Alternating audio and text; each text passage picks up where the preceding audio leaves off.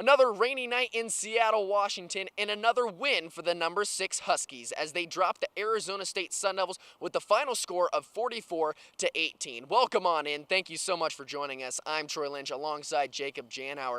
But a 27-point spread. That's how much the Washington Huskies were favored, and it definitely looked like the number 6 team was playing an unranked team. But not only that, Arizona State, they had numerous amounts of injuries before the game that really had an impact. And you even look at a guy like Tim White who did play, but he was very limited. And then Jalen Harvey, Cody Cole, 2 targets for Manny Wilkins. They were both out. And then, of course, Cam Smith, he's out for the season. So that's 2 of the top 3 receivers out for Wilkins. And he really relied on N'Keal Harry. And we saw him go to J.J. Wilson a lot. His tight end heaved a couple prayers for him that ended up in touchdowns.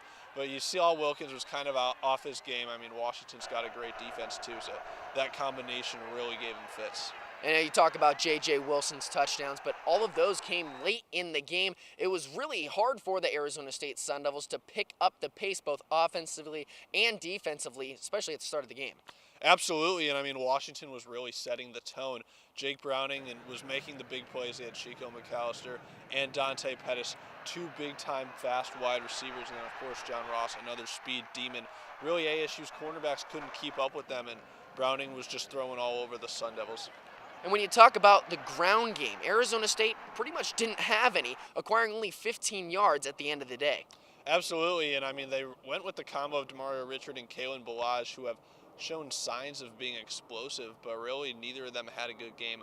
Balazs kind of reverted back to his form that we saw towards the middle of this season, where he just wasn't picking up any yards at all, really made no impact on the game whatsoever. And then Demario Richard started off well. I mean, he had 13 yards on his first 2 carries, but then just kind of disintegrated after that almost. And we've seen him used more sparsely than in the past, and I think that's just because of his inconsistency. And then Myles Gaskin got a lot of yards at the end of the game in garbage time, but still made the difference in that rushing yards total. 169 for the Huskies, just 15 for the Sun Devils. Just kind of take that in. That's a big reason why it was 44-18. And you take a look at the total yards, too. The Huskies had over 500 yards, where the Sun Devils just had 245. But that's going to do it from us here at Husky Stadium. Final score, 44-18, as the Huskies improved to 10-1 in the season, where Arizona State, they dropped their 5th in a row, and now they're going to have to fight for bowl eligibility in the Territorial Cup next Friday night against the Wildcats. For Jacob Janower, I'm Troy Lynch. Thanks again for joining us, and if you want more Arizona State football coverage,